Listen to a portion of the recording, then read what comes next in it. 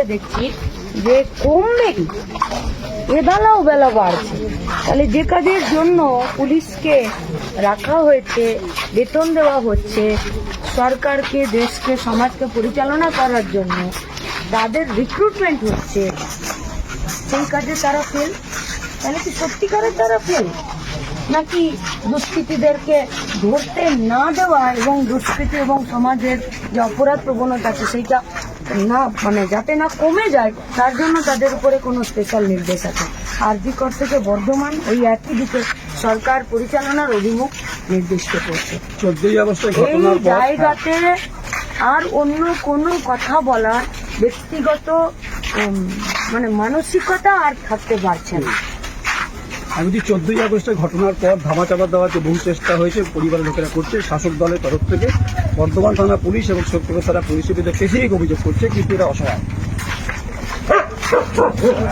দেখুন, মা বাবার তো আর মেয়েটা ফিরবে না।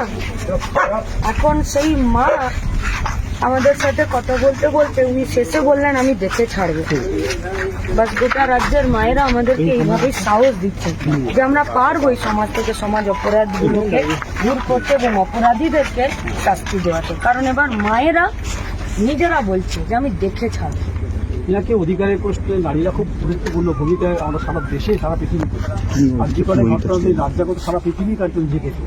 সেখানে নিঃশঙ্ক ঘটনা নিজে তুমি দেখেছো, ওটা আমরাও দেখেছি সংবাদ মাধ্যম, যে এটা একদম গ্রামের রিমোট এরিয়া, উন্নয়ন একটু দেখতে পাচ্ছি একটি উন্নয়ন হয়েছে।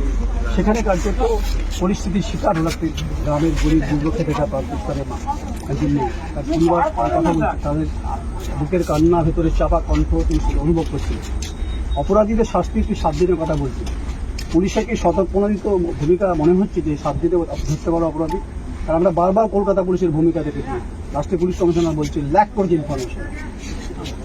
আস্থা রাখতে চাই তো, যারাই পুলিশ ডিপার্টমেন্ট তৈরি করেছিলেন, তাদের জন্য স্পেশাল রুল তৈরি করেছিলেন, তারা তো তাদের উপর আস্থা রাখার জন্যই তৈরি করেছিলেন। আর বর্ধমানের ঘটনা কোনো বিচ্ছিন্ন ঘটনা নয়, আরজি করের ঘটনাও বিচ্ছিন্ন ঘটনা নয়। এসব ঘটনার পিছনে আছে সমাজ অপরাধ প্রবণতাকে বাহবা এবং বাড়াবা দেওয়ার জন্য, এর বাইরে আর কোনো কাজ। যুব কমিশনার বলছিলেন 1000 পাতা দুর্নীতির অধ্যক্ষের কথা বলছিলেন, যদিও কাল দেখলাম হেফাজতে সিবিআই নিয়ে সেই প্রসঙ্গ আসছে। আর এখানে 1000 পাতা, এখানে বেশি অনেক হাজার পাতার যন্ত্রণা রয়েছে, যেটা আজকে অনুভব করলে তাদের এখনো আকাশে পূর্ণিমার চাঁদ দেখা যাচ্ছে।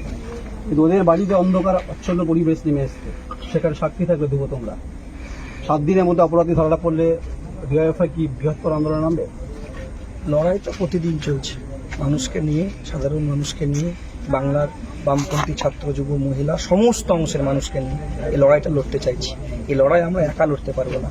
এই লড়াইয়ের জন্য সমস্ত অংশের মানুষের কাছে আমরা আহ্বান জানাচ্ছি, আসুন, বাংলাকে রক্ষা করতে হবে, দেশকে রক্ষা করতে হবে এবং খুনিদেরকে শাস্তি দিতে হবে।